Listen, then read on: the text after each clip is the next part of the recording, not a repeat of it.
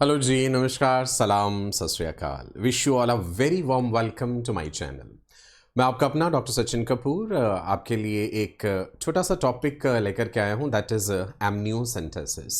इस वीडियो के माध्यम से थोड़ी सी गहराई से जानते हैं कि ये एमनियोसेंटेसिस टेक्निक क्या है, क्या कारण होते हैं, क्या वजह होती है कि जब एक डॉक्टर पेशेंट को ये कहता है कि उसे एमनियोसेंटेसिस की ज़रूरत है। There must be some reasons because it is a costly technique, है ना। और दूसरी अहम बात हम ये डिस्कस करेंगे कि क्या ये टेक्निक इंडिया में अवेलेबल है। बहुत से लोग ये समझते हैं that amniocentesis is banned in India. जी नहीं, ऐसा बिल्कुल भी नहीं है। Amniocentesis is not banned. तो फिर ये गलत फहमी क्यों है, हम उस कानून को पूरी तरह से समझेंगे और जानेंगे कि क्या इसमें एक विशेष बात के ऊपर कानूनन प्रतिबंध लगाया गया है। चलिए जी, तो वीडियो की शुरुआत करते हैं और गहराई से जानते हैं कि एमनियोसेंटेसिस क्या है और किन कारणों से ये टेक्निक की जाती है। Amniocentesis, it is a very useful prenatal diagnostic technique and it is an ultrasound guided technique.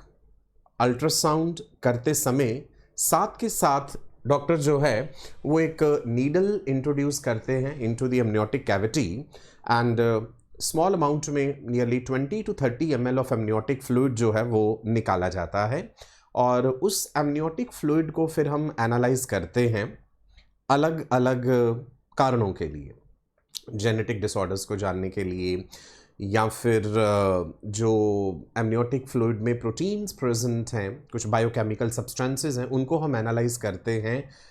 अलग अलग रीजंस हैं। डॉक्टर जब एमनियोसेंटेसिस के लिए कहेगा पेशेंट को तो उसके पीछे छुपा हुआ कोई कारण होगा कि ऐसा क्यों कहा गया और डॉक्टर को क्या डाउट हुआ है किसी चीज़ का जिसके लिए उसने एमनियोसेंटेसिस जो है वो पेशेंट को कराने के लिए कहा है। इस वीडियो में जो भी कंटेंट आपको देखने को मिलेगा वो स्टैंडर्ड ऑथेंटिक रिसोर्सेज को रेफर करते हुए बनाया गया है। जैसा कि आप जानते होंगे, आप में से बहुत से लोग की ऑब्स्टेट्रिक्स एंड गायनेकोलॉजी के लिए कुछ बहुत ही बेहतरीन इंटरनेशनल ऑथर्स की किताबें आती हैं, जैसे Williams obstetrics, then Dewhurst's textbook of obstetrics and gynaecology, Beckmann and Ling's obs and gynae, D C Dutta, medical students ये जानते होंगे, बहुत फेमस किताब है। उसके अलावा मैंने कुछ ह्यूमन जेनेटिक्स की किताबें भी रेफर करी हैं आपके लिए इस वीडियो को तैयार करने के लिए। Ricky ल्यूज human genetics concepts and applications. Amniocentesis शब्द को ब्रेक करते हैं, एमनियो एंड सेंटेसिस। ध्यान दीजिएगा, ये अमाइनो नहीं है। कई बार कुछ लोग गलती कर जाते हैं, इसे अमाइनोसेंटेसिस लिख देते हैं। It is not aminocentesis, it is amniocentesis. Amnio word कहाँ से लिया गया है? जब एक फीटस मदर के यूट्रस में डेवलप हो रहा है तो उसके चारों तरफ कुछ एक्स्ट्रा एम्ब्रियोनिक मेम्ब्रेन्स होती हैं, जैसे एमनियन है, कोरियन है, योक सैक, एलेंटॉयस। जो एमनियन है, राइट, वहाँ से ये वर्ड हमने लिया है। So this amnio is referring to the amniotic cavity. The baby is surrounded by amniotic fluid. The urine of the patient or the urine of the fetus is contributing to the amniotic fluid. आप जानते होंगे micturition जो है, the process of passing out urine, it begins during the intrauterine life. तो वो जो amniotic fluid होता है उसमें बच्चे के शरीर के टूटे हुए सेल्स हैं, उसकी स्किन के सेल्स होंगे, यूरो एपिथेलियल सेल्स होंगे, उसके जो पल्मोनरी एपिथेलियल सेल्स हैं वो भी होंगे। सो बहुत सारे सेल्स हैं बच्चे के चारों तरफ जो है उस एमनियोटिक फ्लूइड में। हालांकि बहुत सारे वाइबल सेल्स वहाँ से ले पाना थोड़ा मुश्किल हो जाता है, इसलिए हमें सेल कल्चर करने पड़ते हैं। सेल कल्चर्स में भी कुछ डिफ़िकल्टीज आती हैं। इस टेक्निक के रिजल्ट्स आने में भी कुछ हफ्ते लग सकते हैं, कई केसेस में कुछ दिनों में भी आ जाता है, डिपेंडिंग अपॉन कि किस पर्टिकुलर जेनेटिक डिसऑर्डर या किस पर्टिकुलर डिफेक्ट के लिए डॉक्टर ये टेक्निक करा रहे हैं। So the amnio word has been derived from the amniotic cavity and medical terminology में सेंटेसिस वर्ड रेफर करता है एक ऐसे सर्जिकल पंक्चर को, the surgical puncture of a body cavity or an organ using a hollow needle to withdraw the fluid, so that is referring to centesis. तो हम समझ गए कि एमनियोसेंटेसिस वर्ड जो है वो कहाँ से बना है। अगर मैं इस बात को थोड़ा गहराई में समझूं हिस्टोरिकल पॉइंट ऑफ व्यू से कि क्या ये एमनियोसेंटेसिस टेक्निक बहुत पहले से की जा रही है, हाँ काफ़ी पहले से। जो क्रोमोसोम्स को एनालाइज करना, chromosome tests, they are commonly performed on cells from the fetuses. So those couples who receive a prenatal diagnosis of a chromosome abnormality, अब क्यों करवाया गया टेस्ट और फिर उसका आउटकम क्या होगा? यदि हमें ये पता चल गया कि समय रहते ही पता चल गया, प्रीनेटल मतलब प्रेगनेंसी की कंडीशंस में ही, बच्चे के जन्म से पहले हमें पता चल गया कि जो डेवलपिंग फीटस है उसके क्रोमोसोम्स में कुछ एबनॉर्मेलिटी है, देन व्हाट नेक्स्ट? आगे क्या किया जाएगा? Those couples they can arrange, वो पहले से ही इस बात का अरेंजमेंट कर सकते हैं ट्रीटमेंट ऑफ द न्यूबॉर्न, कि अगर बच्चा किसी पर्टिकुलर डिफेक्ट के साथ, जेनेटिक डिसऑर्डर के साथ पैदा होता है तो भाई उसका कहाँ इलाज होना है, किस तरह से इलाज होना है, यदि पॉसिबल है, right? Treatment of the newborn if possible. Second, they can learn more about that condition and they can contact the support groups and they can plan the care for the baby. बहुत से ऐसे disorders हैं जिनका इलाज नहीं है, कोई permanent इलाज, तो अब वो पहले से ही कपल्स उस बात को लेकर के मानसिक रूप से तैयार रहें और जो सपोर्ट ग्रुप्स हैं उनको कांटेक्ट कर पाएँ और बच्चे की केयर के लिए प्लान कर पाएँ, या फिर अगर वो उस प्रेगनेंसी को टर्मिनेट करना चाहते हैं, राइट? एमटीपी के लिए भी लॉ है इंडिया में, the medical termination of pregnancy, and the law for the MTP defines the situations under which MTP can be performed, the medical qualification of a practitioner who can perform MTP, the conditions under which the MTP can be performed. So वो MTP के अंतर्गत आ जाएगा कि क्या वो उसमें allowed है या नहीं है। इनमें से जो भी चॉइस जो है वो बनाई जाएगी कि क्या करना है आगे के लिए, these choices they are best made after a genetic counsellor और physician provides information on the medical condition and treatment options. जब रिपोर्ट आ जाएगी, जब रिजल्ट्स आ जाएंगे, तो फिर पेशेंट के साथ डॉक्टर, फिजिशियन कंसल्ट करेगा इस बात को, उनको काउंसलिंग दी जाएगी, जानकारी दी जाएगी उस चीज़ को लेकर के, ठीक है जी। The first fetal karyotype was constructed in 1966 using amniocentesis. तो काफ़ी पुरानी बातें हैं। तो ओवरऑल हम बात यही कर रहे थे कि फीटस के क्रोमोसोम्स को स्टडी करने की ये जो टेक्निक्स हैं बहुत लंबे समय से चली आ रही हैं। एक अहम सवाल, that is amniocentesis available in India? So you can clearly see yes, it is available in India. बहुत से बड़े शहरों में और इवन छोटे शहरों में भी उपलब्ध हैं। एंड जो इसका कॉस्ट रहता है एमनियोसेंटेसिस का वो वेरी कर जाता है।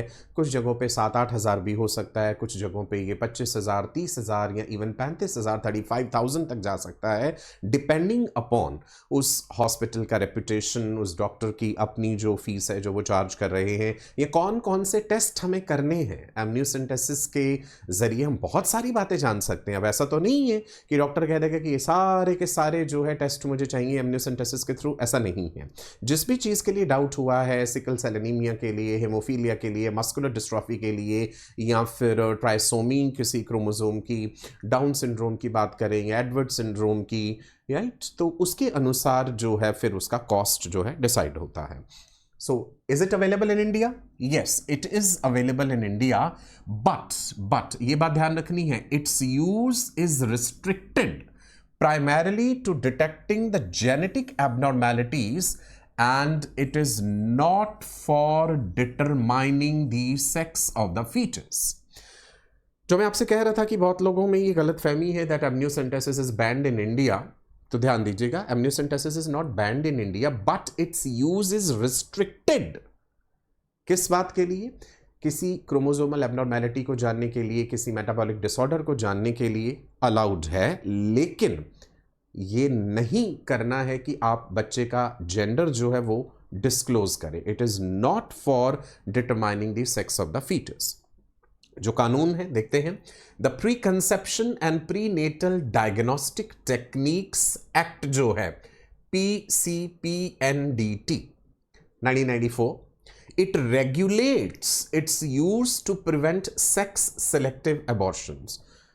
बिकॉज देखा गया है इंडिया में और इनफैक्ट कई और कंट्रीज में भी, जहाँ पे जब ये बात पता चल जाती है that the developing baby is female, chromosomes हमें पता चल जाते हैं एमनियोसेंटेसिस के थ्रू, तो फीमेल फीटिसाइड जो एक बहुत बड़ा अभिशाप है हमारे समाज के लिए, तो इसके लिए कानूनन रूप से इसके ऊपर इस बात का प्रतिबंध है कि डेवलपिंग बेबी का जेंडर जानने के लिए इस टेक्निक का इस्तेमाल नहीं होना चाहिए। उसके लिए सज़ा भी है और फाइन भी है।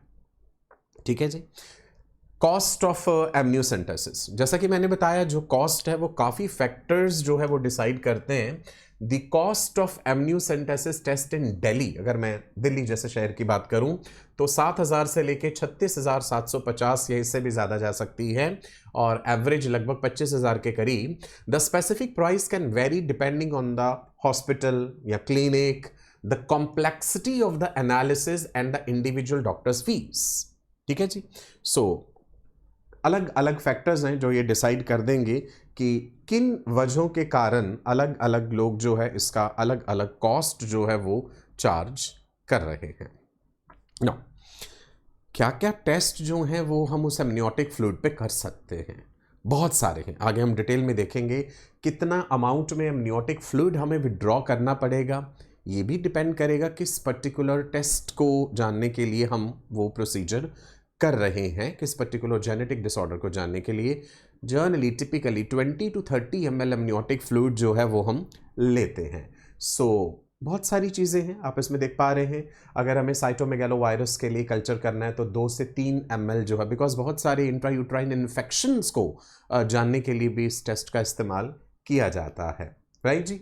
देन फीटल लंग मैच्योरिटी के लिए भी, लेट जिस्टेशनल जो एमनियोसेंटेसिस है वहाँ पे हम कई बार इसलिए भी करते हैं एमनियोसेंटेसिस कि हम ये जान पाए कि बच्चे के लंग्स प्रॉपरली मैच्योर हुए हैं या नहीं हुए हैं। Then chromosomal microarray analysis में 20 ml है। फीटल कैरियोटाइप करना है तो 20 ml। FISH टेक्निक जो है आगे हम देखेंगे 10 ml के करीब। अल्फा फीटोप्रोटीन अगर आपको चेक करना है तो 2 ml के करीब है। The volume of the fluid needed for each test it may vary according to individual laboratory specifications. Fluorescence in situ hybridization FISH is typically performed from chromosomes. It is done for chromosome 21, 18, 13, X and Y, right? चलिए, what is the meaning of this word? NCERT में आपने देखा होगा statutory ban on amniocentesis, right? पूरा समझिए इस बात को गहराई से। Statutory ban on amniocentesis refers to a legal prohibition of the procedure when it is used for the purpose of sex determination of a fetus, right? So this ban is primarily intended to prevent what? To prevent the female feticide. तो ये इस technique का एक misuse हो रहा था, right? सरकार की नज़र में बात आई कि लोग एमनियोसेंटेसिस का मिसयूज कर रहे हैं बच्चे का जेंडर जानने के लिए, और फिर जिसके कारण फीमेल फीटिसाइड के केसेस बढ़ रहे हैं, तो इसलिए इसके ऊपर ये जो है प्रतिबंध लगाया गया इस बात के लिए। So it's a practice where the female fetuses are aborted due to societal preferences for male children, right? This particular term, it means prohibition or restriction imposed by a law. Statutory ban जो हम कह रहे हैं इसका मतलब एक ऐसा प्रतिबंध जो है, प्रोहिबिशन, जो कि कानूनन लगाया गया है, राइट? जिसके पीछे एक लीगैलिटी है। Specifically one established through a formal legislative act, right? It is a legal mandate that prevents something from happening or being done. So that is the meaning of this particular term. Hindi में जान लेते हैं। हिंदी में अर्थ क्या हो जाता है? वैधानिक प्रतिबंध या संविधानिक प्रतिबंध। इसका मतलब है किसी कानून या विधान द्वारा लगाया गया प्रतिबंध या निषेध ये एक ऐसा प्रतिबंध है जो किसी विशिष्ट गतिविधि, व्यवहार या वस्तु पर लगाया जाता है और जिसे कानून द्वारा लागू किया जाता है। दूसरे शब्दों में आप कह सकते हैं एक ऐसा प्रतिबंध जो सरकार द्वारा पारित कानून के माध्यम से लगाया जाए और जिसका उल्लंघन करने पर कानूनी कार्रवाई हो सकती है। ठीक है जी, क्लियर? नाउ एक बात हमें समझ आ गई, amniocentesis is available in India and it's a very useful technique. बस इसका मिसयूज सेक्स डिटर्मिनेशन के लिए ना हो तो उस पर्टिकुलर बात के लिए जो है बैन है। Now the term amniocentesis it refers to the procedure of removing what? Amniotic fluid. Where is amniotic fluid present? The baby is kind of floating in the amniotic fluid. Baby is covered by that extraembryonic membrane which is amnion, right? इसके अलावा बाहर Korean भी होती है। Korean is the outermost extraembryonic membrane. Korean और amnion जो है जब वो फ्यूज कर जाती हैं और ये कोरियो एमनियोनिक फ्यूजन जो होता है लगभग 16 वीक्स ऑफ प्रेगनेंसी पे हो जाता है, तो सजेस्ट किया जाता है कि ये टेक्निक तभी परफॉर्म करनी जाए। राइट, हम ये समझेंगे कि कौन सा टाइम पीरियड दिया गया है जब ये टेक्निक करनी चाहिए और कब नहीं करनी चाहिए। Right ji, I'll repeat, amniocentesis refers to procedure of removing amniotic fluid under ultrasound guidance. अब ऐसा नहीं है कि रैंडमली इंट्रोड्यूस कर दी जाएगी needle, because we have to take care of this thing कि वो नीडल फीटस को नुकसान ना पहुंचाए, अम्बिलिकल कॉर्ड को नुकसान ना पहुंचाए, प्लेसेंटा को नुकसान ना पहुंचाए, तो इन सारी चीज़ों को ध्यान रखना है। So it's an ultrasound guided procedure, right? So ultrasound साथ के साथ हो रहा है for precision and safety. So because we have to prevent this thing कि कहीं बच्चे को नुकसान ना पहुंचे उस चीज़ का। It's a very useful prenatal diagnostic technique. ज़्यादा समय नहीं लगता, 10-15 मिनट का प्रोसीजर है और इसमें कोई एनेस्थीसिया नहीं दिया जाता। ऐसा नहीं कि कोई बेहोशी की दवा देनी और कोई बहुत ज़्यादा प्रिपरेशंस पहले से रिक्वायर्ड नहीं है। राइट, आप डॉक्टर के साथ अपॉइंटमेंट लेकर के जाते हैं और लगभग 10-15 मिनट में होगा। थोड़ा लोकल एनेस्थीसिया जो है लोकल वो दिया जाएगा, लेकिन फिर भी नीडल की हल्की चुभन महसूस हो सकती है। और क्या इसमें कोई कॉम्प्लिकेशंस होते हैं? एमनियोसेंटेसिस हो जाने के बाद भी क्या कोई कॉम्प्लिकेशंस हैं, वो भी हम देखेंगे इसमें। तो ये टेक्निक हमने तब करनी है when there is a risk for genetic defect and that is suspected.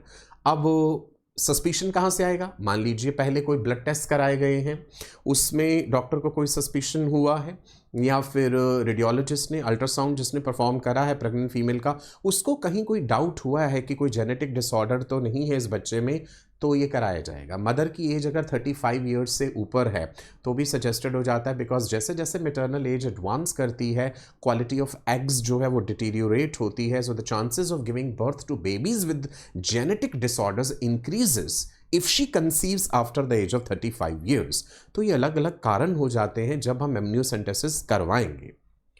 It is performed when the risk for genetic defect is suspected because there is about 0.5% chance of spontaneous abortion after the procedure.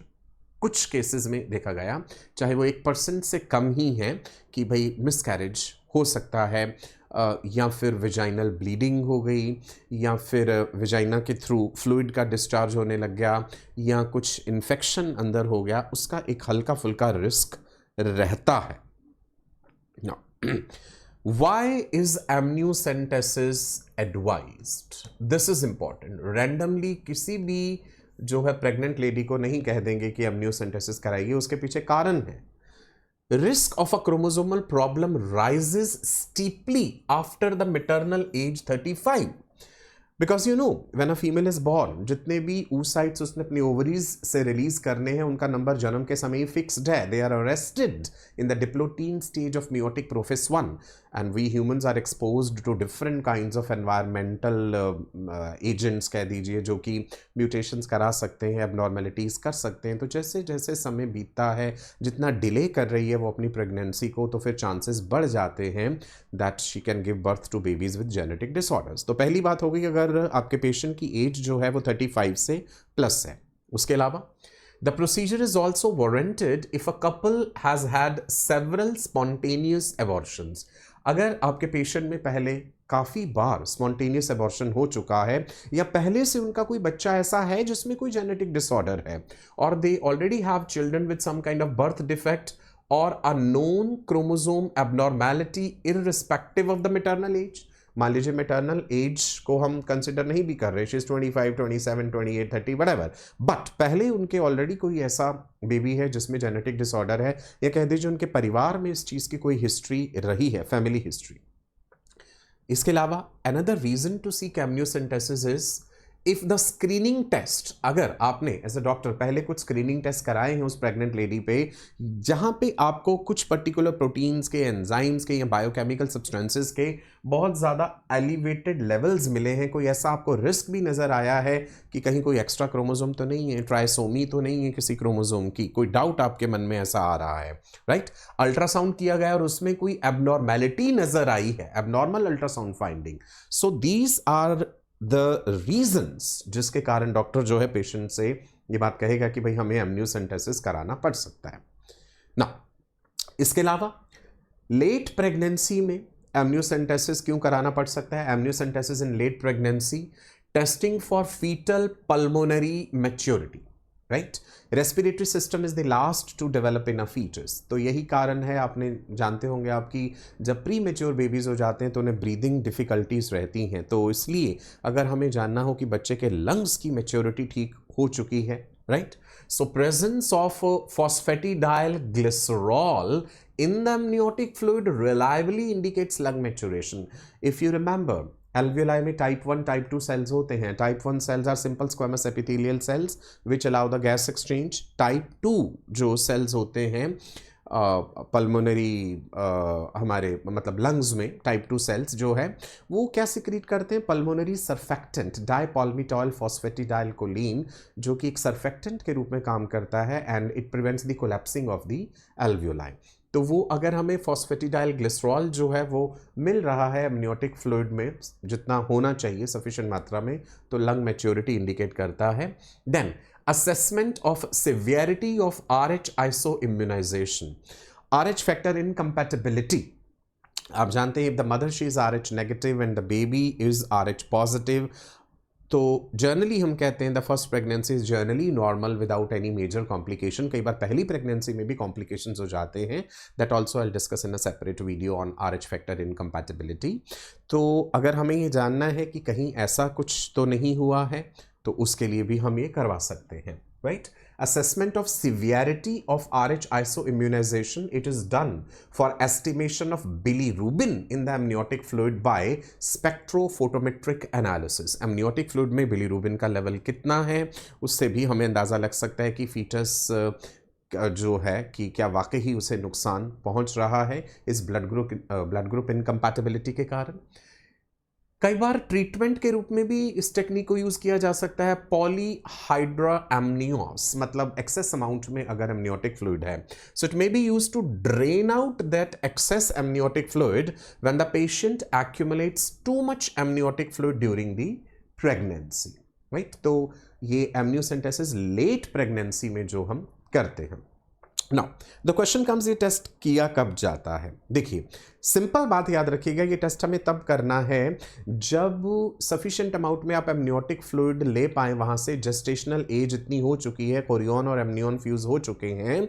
So the test is usually done at around 14 to 18 weeks of gestation. Preferably आप देखेंगे कि लगभग 15 से 16 हफ्ते पे करा लिया जाता है। 14 हफ्ते से पहले कराना थोड़ा रिस्की रह जाएगा, बिकॉज देखा गया है, राइट, कि उसमें मिसकैरेज के चांसेस थोड़े और ज़्यादा हो जाते हैं। और 18 हफ्ते के बाद बहुत ज़्यादा डिले क्यों नहीं करना है? बिकॉज मान लीजिए अगर डिसीजन इस बात का लेना हो कि जेनेटिक डिसऑर्डर कुछ इस तरह का है कि that if they decide to terminate that pregnancy, they want to opt for medical termination of pregnancy, तो फिर बहुत ज़्यादा डिले भी ना हो जाए, है ना। दोनों बातें ध्यान रखनी है, right? The test is usually done at 14 to 18 weeks of gestation, that is second trimester. The benefits of second trimester amniocentesis includes its large international clinical experience, कितने वर्षों से डॉक्टर्स जो है थ्रू आउट द वर्ल्ड ये कर रहे हैं। Standardisation है हमारे पास सेल्स को कल्चर करने का जो प्रोसीजर है, standardisation of culture and cytogenomic techniques which decrease the culture failure rate. मैंने आपसे कहा ना कि जब आप सेल्स लेते हैं एमनियोटिक फ्लूइड में से तो उनको कल्चर कर पाना इतना इजी नहीं है, कल्चर फेलियर भी होते हैं। तो बहुत जल्दी अगर हम ये टेक्निक कर देंगे तो कल्चर फेलियर रेट भी ज़्यादा देखा गया है। एंड 14 to 18 वीक्स में जो डायग्नोस्टिक एक्यूरेसी है उस और ब्रॉड अवेलेबिलिटी भी है एंड रिलेटिव कंपैरेटिवली सेफ्टी भी है उस चीज़ की। Mid trimester amniocentesis is usually performed as I told you 15 से 16 हफ्ते के बीच में, राइट, परफॉर्म्ड आफ्टर कह दीजिए या कह दीजिए कि लगभग ये ड्यूरेशन रह जाता है एंड प्रेफरेबली 15 हफ्ते के बाद करना ज़्यादा बेटर रहता है। And the reason for that is, reason क्या है? Because the uterus prior to this gestational age, अगर बहुत इससे पहले आएंगे तो उससे पहले यूट्रस जो है it is still with in the maternal pelvis and uterus is not easily accessible, because sonography जब कर रहा है डॉक्टर उसे यूट्रस नज़र भी आना चाहिए एंड फीटस क्लियरली विजिबल हो, placenta and then the umbilical cord, because care has to be taken कि फीटस को किसी किस्म का नुकसान जो है वो ना पहुंचे। So amniocentesis should be performed after 15 weeks when the uterus is an abdominal organ, and second चीज जो ध्यान रखनी है, the proportion of the fluid which is needed to be removed। अब आपको कितना फ्लूइड निकालना है ये बात भी मैंने पहले बता दी। जनरली जो है हम 20 से 30 ml फ्लूइड निकालते हैं, लेकिन आपको ये देखना है कि एमनियोटिक फ्लूइड है कितना प्रेजेंट, ठीक है जी। So, the proportion of fluid needed to be removed is relatively small compared to the overall leaker. Leaker is referring to the amniotic fluid. Compared to the overall fluid volume at this gestation, 150 to 250 ml जो है हमारे पास उस gestational age पे present है, तो हमें देखना है कि हमने जो रिमूव करना है वो कहीं बहुत ज़्यादा तो नहीं है हमारी रिक्वायरमेंट के हिसाब से। Early amniocentesis performed between 11 and 14 weeks of gestation. It was briefly explored in the late 1990s. Right? 11 से 14 हफ्ते के बीच में भी amniocentesis किए गए बहुत सारे 1990 के दशक में। In early amniocentesis हमें देखने को मिला higher pregnancy loss rate, more rupture of the membranes, more culture failures, greater procedural difficulty also, right? So early जो amniocentesis किया गया है हमने देखा कि उसमें रिस्क comparatively ज़्यादा है, right? So early amniocentesis performed from 11 to 13 weeks of gestation has significantly higher rates of pregnancy loss and complications than the traditional amniocentesis, as well as significantly more amniotic fluid culture failures. So for these reasons, before the 14 weeks of gestation, amniocentesis should be avoided, right? Now, मैंने कहा 15 से 16 के बीच में करना चाहिए या लगभग 16 के बाद कर लेना चाहिए, तो उसमें क्या बात क्या है, लॉजिक क्या है? In amniocentesis can be performed at any time after 15 to 16 weeks when the amnion and chorion they have fused. Chorion is the outermost extraembryonic membrane, right? मैंने बताया chorion, amnion, yolk sac, allantois. Yolk sac तो humans में इतना develop नहीं करता है, yolk sac के अपने functions हैं, right? It is the site for formation of the RBCs, right? Amnion usually fuses with the underlying chorion by 16 weeks of gestation, and the procedure is generally deferred until after chorioamnion fusion. So chorioamnion fusion हो जाने के बाद जो है करना है। However, if performed late, अगर बहुत ज़्यादा लेट हमने कर दिया तो क्या हो जाएगा? पहले तो प्रोसीजर हमने बहुत लेट करा, उसके बाद उसके टेस्ट जो भी जिस भी पर्टिकुलर डिसऑर्डर के लिए आपने करे हैं, सेल कल्चर किए जाएंगे, रिपोर्ट आने में और समय लगेगा, 2 हफ्ते लग सकते हैं।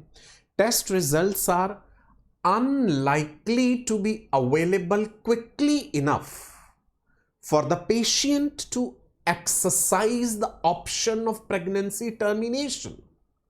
बहुत ज़्यादा डिले हो गया तो वो भी समस्या हो जाएगी ना। एमटी का भी अपना कानून है, एमटीपी का, कि कब करा सकते हैं, क्यों करा सकते हैं, कब नहीं करा सकते, तो उतना डिले भी नहीं करना है, because they will not be able to exercise that option of pregnancy termination because there are legal gestational age limits in most of the states. Word यहाँ पे यूज़ किया गया है बिकॉज इंटरनेशनल ऑथर्स की किताबें जब आप फॉलो कर रहे हैं तो उन्होंने इस हिसाब से लिखा है, सो हम यहाँ पे इंडिया लिख सकते हैं, ठीक है जी। सो कानून भी देखना पड़ेगा कब तक परमिट कर रहा है एमटीपी को. Now as I told you that amniocentesis is an ultrasound guided procedure which is performed under aseptic conditions, right? Ultrasound is used as a guide while the doctor is inserting a needle through the abdomen into the uterus and removes a small amount of the fluid. As I told you, typically 20 to 30 ml of fluid जो है वो हमने निकाल लेना है. अब fluid में क्या है भाई, सेल्स हैं, एमनियोसाइट्स हैं, एमनियोसाइट्स हम बोल देते हैं, और कई तरह के सेल्स हैं उसमें. फीटस के स्किन के टूटे हुए सेल्स होंगे, और फीटस के जीआई ट्रैक्ट के सेल्स होंगे, देन फीटस के जो यूरिनोजेनिटल ट्रैक्ट है वहाँ के सेल्स होंगे, पल्मोनरी एपिथेलियल सेल्स होंगे. आपको उन्हें कल्चर करना है. जब हम फ्लूइड निकालते हैं तो शुरुआत का 1-2 ml फ्लूइड डिस्कार्ड कर देते हैं बिकॉज उसमें मैटरनल सेल्स का कंटेमिनेशन जो है वो हो सकता है. As I said, no prior preparations कोई मेजर नहीं चाहिए इसमें. Usually no prior preparations are required कि खाली पेट रहना है, ऐसा कुछ नहीं है. No anaesthesia is usually used as it's just a needle prick. The procedure takes nearly 10 to 15 minutes only. Procedure के बाद पेशेंट को कहा जाता है कि थोड़ी देर वो रेस्ट करे क्लिनिक में ही कुछ समय के लिए, फिर वो घर जा सकते हैं. सो it's N out patient procedure and does not require any kind of admission unless and until कोई और कॉम्प्लिकेशन किसी किस्म की है, वो डॉक्टर बेस्ट डिसाइड कर सकते हैं. बट इन रूटीन जर्नली ये एक सिंपल प्रोसीजर माना जाता है. हाँ, जब प्रोसीजर कर दिया है उसके बाद फिर ये ध्यान रखा जाता है uterine puncture site is observed for bleeding. किसी किस्म का कोई अबनॉर्मल ब्लीडिंग तो नहीं हो रहा, फीटस का जो कार्डियक फंक्शंस हैं वो सब ठीक चल रहे हैं. अगर पेशेंट RH-D नेगेटिव है, राइट, अगर RH-D नेगेटिव है और अनसेंसिटाइज्ड है, then anti-D immunoglobulin is administered after the procedure. अभी RH फैक्टर इनकम्पैटिबिलिटी सेपरेटली मैं इसी सीरीज के अंतर्गत एक और वीडियो आपके लिए लेके आऊंगा जिसमें आप एक गहराई से समझ सकते हैं. Now what are the risk factors of amniocentesis? Based predominantly on the data obtained in 1980s and 1990s, जब second trimester amniocentesis was performed, so incidence of minor complication जैसे कि क्रैम्पिंग कुछ लोगों को महसूस हो सकती है कि प्रोसीजर के बाद एक क्रैम्प्स जैसी चीज़, जैसा फीमेल्स मेंस्ट्रुएशन के टाइम पे भी फील करती हैं, ऐसा कुछ महसूस हो सकता है. यूट्रस के मसल स्मूथ मसल्स हैं तो लोकल कॉन्ट्रैक्शन के कारण ऐसा महसूस हो सकता है, या कुछ केसेस में leakage of the fluid immediately after the procedure, लगभग 1% के करीब ऐसा देखने को मिला. While the incidence of significant complication जैसे कि chorioamnionitis and miscarriage was between 0.25% to 0.5%. So overall मैं वही कह रहा हूँ कि बहुत ज़्यादा ऐसा कोई रिस्क वाली बात नहीं है, लेकिन डॉक्टर फिर भी ये सारी बात पेशेंट को बता ज़रूर देते हैं. सो यूजेस क्या है एमनियोसेंटेसिस के? It is also use to help determine the survivability of the fetus. All the gross chromosomal abnormalities and over 50 biochemical defects can be detected through this particular technique. As I was telling you कि उस amniotic fluid में बहुत सारे cells हैं. fetus के अपने skin के cells हैं जो skin से टूट के गिर रहे हैं amniotic fluid में. यूरोएपिथेलियल सेल्स हैं, जीआई ट्रैक्ट के सेल्स होंगे, गैस्ट्रोइंटेस्टिनल ट्रैक्ट के, पल्मोनरी एपिथेलियल सेल्स होंगे, cells from the extra embryonic membranes भी होंगे. ओके, अब उस एमनियोटिक फ्लूइड में फीटल सेल्स तो हैं ही हैं. That amniotic fluid is a rich source of the fetal cells, but it's also a source for the different proteins also. तो उन बायोकेमिकल सब्सटेंसेस को भी हम एनालाइज करते हैं. सेल्स को पहले हमें सेंट्रीफ्यूगेशन करना है. These cells are first concentrated by centrifuging and are cultured for 7 to 10 days with the result of the karyotype being available in 14 to 15 days. तो 2 हफ्ते तक भी लग सकते हैं. अब हमारे पास कुछ ऐसी टेक्निक्स भी आ गई हैं जिसमें हम रिजल्ट थोड़ा और जल्दी ऑब्टेन कर लेते हैं, बट डिपेंडिंग अपॉन कि किस पर्टिकुलर डिसऑर्डर के लिए आप कर रहे हैं.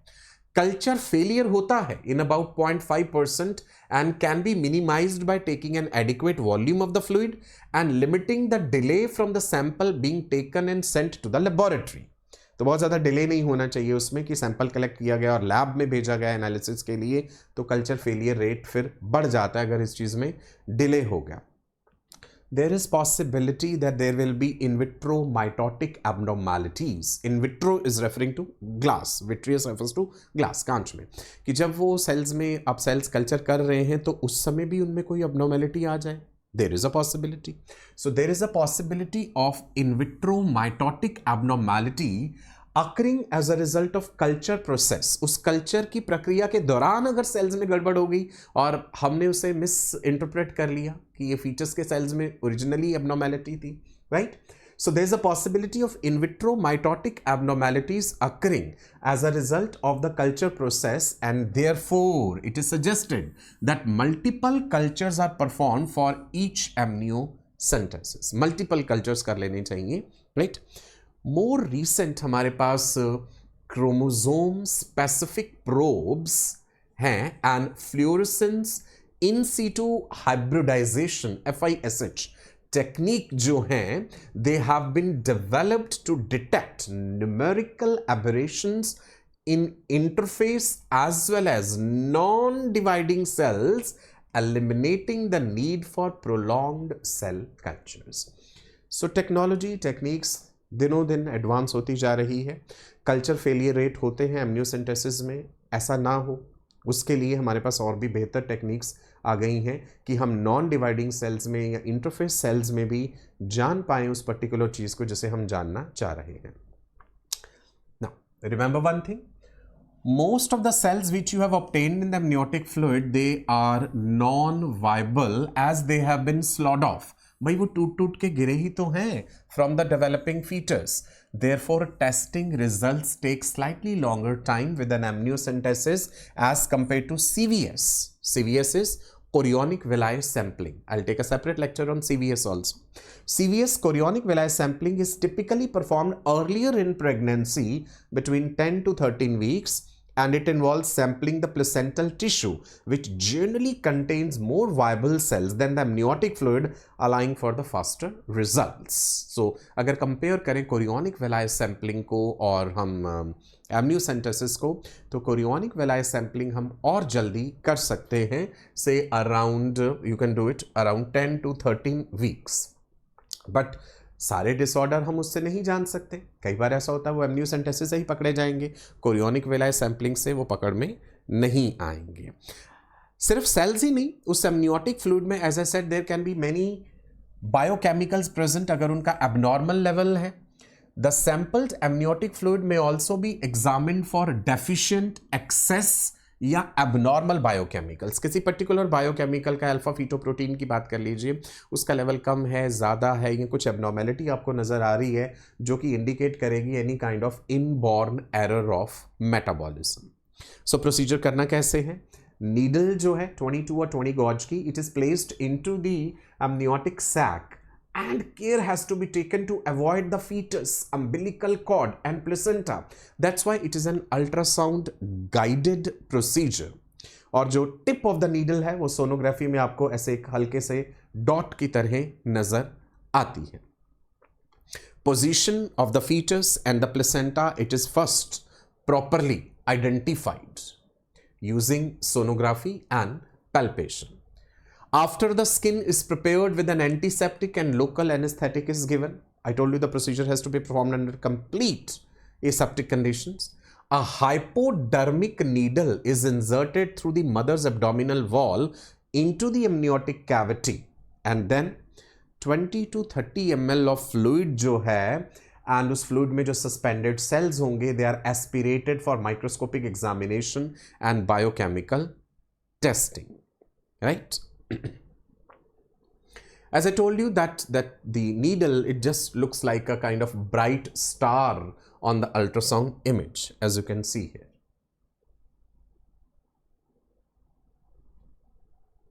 Now, the doctor is able to see where the fetus is on the ultrasound screen. साथ के साथ हमें दिख रहा है कि fetus की position क्या है. So it is possible to aim so as to miss the fetus, कि fetus को नुकसान ना पहुंचे, and the chances of damage to the fetus are minimal. As I said कि मेटरनल टिश्यूज के साथ कंटेमिनेशन हो सकता है. So to avoid maternal contamination, the first few millilitres of the fluid they are discarded, and typically 20 to 30 ml of amniotic fluid is collected. At earlier gestational ages अगर करना है तो हो सकता है बहुत कम हमें लेना पड़े, 1 ml of fluid per week of gestational age. So मान लीजिए अगर 13th वीक पे कर रहे हैं तो 13 वीक की प्रेगनेंसी है, प्रति हफ्ता 1 ml मान लीजिए तो 13 ml फ्लूइड निकालना है. So we have to be very careful about this thing कि कितने वॉल्यूम में हम फ्लूइड ले रहे हैं. Patients they tolerate amniocentesis well with minimal discomfort. ऐसा नहीं है कि कुछ बहुत painful procedures, nothing like that, right? So procedure safe है, as I said. The risk of miscarriage जो हमने देखा कि 1% से कम है. Knowledge of miscarriage rates in individuals who do not have this test, it tells us that some of those miscarriages might have happened anyway even if the test was not done, right? Amniocentesis has also been associated with procedure related rupture of the membranes. कुछ cases में leakage of amniotic fluid vagina के through following an amniocentesis लगभग 2% cases में देखा गया है, but it is almost always self-limiting and associated with a normal outcome. कोई इसका मेजर नुकसान नहीं होता है. Chorioamnionitis is also a rare occurring. Amniocentesis के बाद इस समस्या का हो जाना रेयर है. Amniocentesis is avoided in patients with HIV, those mothers who are HIV positive, वहाँ हम अवॉइड करते हैं. सोचिएगा ऐसा क्यों? हेपेटाइटिस B के केस में और हेपेटाइटिस C के केस में भी ये अवॉइड किया जाता है. फूड फॉर थॉट, सोचिएगा ऐसा क्यों है. Now what can be detected with amniocentesis? बहुत सारी चीज़ें पता चल सकती हैं. कुछ genetic disorders, right, certain genetic conditions. कौन सी सर्टन कंडीशंस है वो भी हम देखेंगे. न्यूरल ट्यूब डिफेक्ट्स जैसे आप देख पा रहे हैं spina bifida. Intra uterine infections. Fetal lung maturity की हमने बात करी. अगर हम डायपाल्मिटॉल फॉस्फेटिडाइल कोलिन जिसकी हम बात कर रहे थे, फॉस्फेटिडाइल ग्लिसरॉल जो इसमें लिखा हुआ था, उसका लेवल कितना है उसके लिए भी, या फिर हमने बिलीरुबिन का लेवल एमनियोटिक फ्लूइड में देखना है. तो it is used to test the presence of certain genetic disorders like Down syndrome common रहता है, Edwards syndrome का डाउट हुआ, हेमोफीलिया के लिए Tay Sachs disease, sickle cell disease, certain muscular dystrophies also. So there are lot many things जो हम इससे check कर सकते हैं. एलिवेटेड लेवल्स अगर हमें मिल रहे हैं अल्फा फीटोप्रोटीन AFP के, एसिटाइल कोलिनस्टेरेस एंजाइम के, these may indicate failure of the nervous system to develop properly as it is occurring in case of spina bifida या anencephaly. Anencephaly is the absence of the cerebrum when the brain of the baby is not developing properly if you are getting elevated levels of these proteins. Chromosome studies which require that you have to grow the cells for 2 to 4 weeks in a culture medium, they may reveal the rearranged, missing or extra chromosomes. So amniocentesis is performed only, ये फिर तभी करवाइए जब risk for genetic defect is suspected, because as I said 0.5% chance of spontaneous abortion हो जाते हैं इसमें. ठीक है जी. Now amniocentesis also reveals the baby's gender. अब आप सोचे होंगे कि अगर बैन इस बात पे तो फिर डॉक्टर को जेंडर जानना ही क्यों है? भाई देखिए, अगर आप कुछ सेक्स लिंक्ड अगर बात कर रहे हैं किसी भी जेनेटिक डिसऑर्डर की, हेमोफीलिया की, तो फिर वहाँ तो क्रोमोसोम्स XX हैं या XY हैं, वो पता चलेगा ही चलेगा obviously. It can also reveal the baby's gender, which is important information for the diagnosis of sex-linked disorders in which an abnormal gene carried by the mother affects her male offspring only. That's a part of genetics, you must be knowing, right? तो baby का gender हमें पता चल गया, लेकिन ये चीज़ reveal नहीं करनी है. जो कैरियोटाइप भी वो देते हैं, अगर प्रिंट आउट उसका आता है तो उसमें वो XX XY वाली चीज़ छुपाई हुई होती है, वो नहीं बतानी है किसी भी हाल में. क्यों? अब देख लीजिए एक इंपॉर्टेंट चीज़. Pre conception and pre natal diagnostic techniques act 1994, जिसे कि बाद में अमेंड भी किया गया है, amendment in 2003. Prenatal Diagnostic Techniques Regulation and Prevention of Misuse Act 1994 पहले जो था PNDT, हम ऐसे लिखते थे इसे, it was amended in 2003 to the Preconception and Prenatal Diagnostic Techniques Prohibition of Sex Selection Act, PCPNDT Act, to improve the regulations of the technologies which are used in sex selection. Now, indications of the implications of the amendment are, जो amendment हुआ है उसमें क्या है? They have brought ultrasound sonography also within its ambit. Regulation of the sale of the ultrasound machines only to the registered bodies. ये पूरी चीज आप पढ़ सकते हैं। इस पूरे सेशन का PDF जो है, अगर आपको वो चाहिए तो वीडियो के डिस्क्रिप्शन में आपको एक टेलीग्राम ग्रुप मिलेगा, आप वो ज्वाइन कर लीजिए। वहां पे I will share this entire PDF। आपने देखा होगा बहुत से हॉस्पिटल्स में ये चीज इस तरह से बोर्ड लिख करके लगाया होता है, here the prenatal sex determination boy or girl before birth is not done, it is a punishable act। यहां पर प्रसव पूर्व लिंग, पैदा होने से पहले लड़का या लड़की की पहचान नहीं की जाती, यह दंडनीय अपराध है। सो जिस हम एक्ट की बात कर रहे हैं, that is PCPNDT Act. This act provides for the prohibition of sex selection before or even after conception. Okay, now it regulates, अब यहां पे ध्यान दीजिएगा वर्ड पे, it regulates the use of prenatal diagnostic techniques. So amniocentesis is a very useful prenatal diagnostic technique. उसका misuse ना हो उसके लिए कानूनन प्रावधान है। It regulates the use of prenatal diagnostic techniques। कौन सी diagnostic techniques? जैसे अल्ट्रासाउंड का misuse ना हो, amniocentesis का misuse ना हो, and they should be allowed for what? To detect genetic abnormalities, metabolic disorders, chromosomal abnormalities, certain congenital malformations, hemoglobinopathies, sex-linked disorders। ये उस एक्ट के अंतर्गत लिखी हुई ये सारी चीजें हैं। No laboratory or center or clinic will conduct any test including ultrasonography for the purpose of determining the sex of the fetus.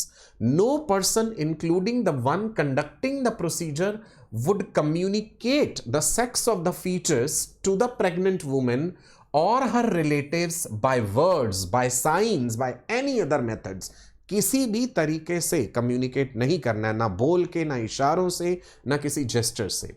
Any person who puts an advertisement for prenatal and preconception sex determination facility in the form of notice, circular, label, wrapper, or any document, or the person is advertising through interior or other media in electronic or print form, or the person engages in visible representation made by means of hoardings, wall painting, signal, light, sound, smoke, gas, the person will be imprisoned and fined। ठीक है जी। आप और detail में इस act को जानना चाहें तो आप गूगल पे पढ़ सकते हैं। मैंने आपके लिए जो ओरिजिनल है उसका भी यहाँ पे स्क्रीनशॉट लगाया है। Prenatal diagnostic techniques regulation and prevention act of the misuse act 1994। सो सारी बातें इसमें दी गई हैं। ठीक है जी, राइट। सो कंक्लूजन क्या रहा? Conclusion है that amniocentesis is a very valuable diagnostic tool that provides critical insights into the health and development of a fetus. It carries minor risks, but its benefits in detecting the genetic disorders, genetic conditions, some kind of infection in the baby and other abnormalities, those benefits, they are outweighing the concerns for many parents. Okay, so by enabling informed decision making and early intervention, the amniocentesis plays a pivotal role in modern prenatal care. So I hope you enjoyed the session. Anyone who want to join my premium paid batches, you're most welcome. I'm running faculty training programs also and I'm teaching NEET students also. So आप जो batches हैं मेरे join कर सकते हैं, right. और मेरा website explore कीजिए drsachinkapoor.com। वहाँ पे आपको सारी डिटेल्स जो है मिल जाएंगी। आप मुझे इंस्टाग्राम पे फॉलो कर सकते हैं sachin.kapoor, टेलीग्राम पे मुझे मैसेज कर सकते हैं dr_Sachin Kapoor। ये व्हाट्सएप नंबर है, आपका कोई भी कंसर्न है, क्वेश्चन है, कुछ भी, मैं पर्सनली आपको जवाब दूंगा। आप मुझे व्हाट्सएप पे भी मैसेज भेज सकते हैं। चलिए जी, मेरा मोबाइल ऐप भी है, एंड्रॉयड ऐप, मेरे ही नाम से डॉक्टर सचिन कपूर आप इंस्टॉल कर सकते हैं गूगल प्ले स्टोर से। This is my email ID, if you have any concern please feel free to contact me. चलिए, नमस्कार, bye bye, stay blessed. Comment section में ज़रूर बताइएगा आपको वीडियो कैसा लगा, और भी कई टॉपिक्स पे मैं आपके लिए ऐसे वीडियोस लेकर के आऊँगा। नमस्कार, bye bye, stay blessed, God bless you.